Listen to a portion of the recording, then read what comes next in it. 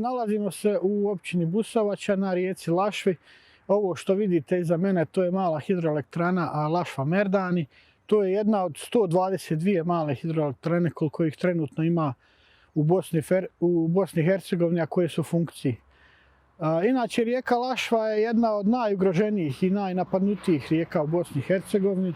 Ovo je treća mala hidroelektrana koja je u funkciji na ovoj rijeci, a imamo u izgradnji još jednu malu hidroelektranu i još 4 koje su planirane. Dakle, to je nekih 8 malih hidroelektrana na otprilike 15 km zračne linije, što je, mislim, stvarno previše. Inače, ova rijeka Lašva je u dosta lošem stanju, prvenstveno zbog toga što imamo veliki broj naselja duž njenog toka, a sva ta naselja uglavnom nemaju nikakve prečistače otpadnih voda. Dakle, ona je sama po sebi u jako lošem stanju, onda kad uzmemo sve ove silne akumulacije od malih hidroelektrana, talože mjesecima i onda se povremeno ispuštaju u sami tok rijeke, što dovodi do katastrofalnih posljedica. To smo imali priliku vidjeti prošle godine kada se desilo ispuštanje akumulacije iz male hidroelektrane Vitez 1, gdje je došlo do velikog pomora ribe i velikog zagađenja, i to je jedan općenito od velikih problema u Bosni i Hercegovini, što nemamo nikakvog monitoringa, nikakve kontrole na ispuštanje ovih otpadnih voda iz malih hidroelektrana.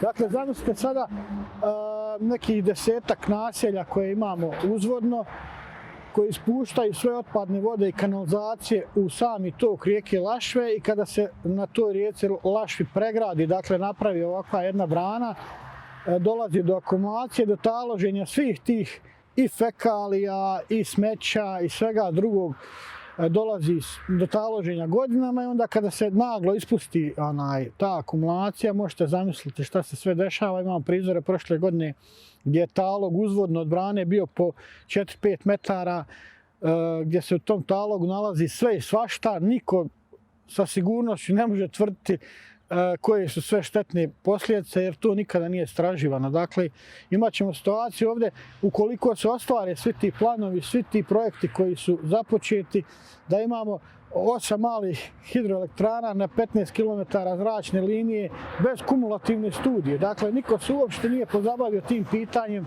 šta će se desiti ako se sve te male hidroelektrane napravi. Količina električne energije koje proizvedu svih ovih 122 male hidroelektrane koje su trenutno u funkciji je svega negdje oko 2,5% od ukupne proizvodene električne energije u Bosni i Hercegovini, što je zanimljivo uzimajući u obzir štetu koje su te male hidroelektrane napravile prilikom same gradnje, prilikom njihovog rada. Dakle, ta njihova proizvodnja varira otprilike od 2,3 do 2,8% u zavisnosti od količine padavina koliko imamo u jednoj godini. Prošla godina je bila poprilično povoljna za proizvođače električne energije iz vode, a vidjet ćemo u budućnosti, s obzirom da imamo posljednjih par godina veliku ekspanziju solarnih i vjetroelektrana na području Bosne i Hercegovine, tako da će vjerovatno procenat proizvedene električne energije iz malih hidroelektrana još više opasti.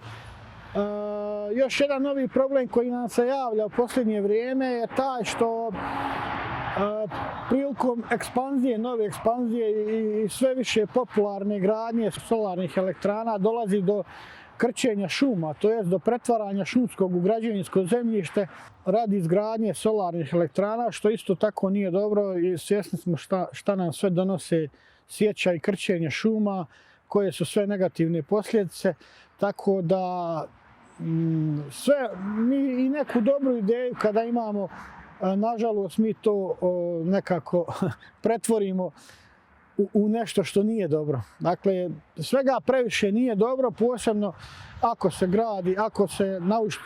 grade te solarne elektrane na uštrb naših šuma.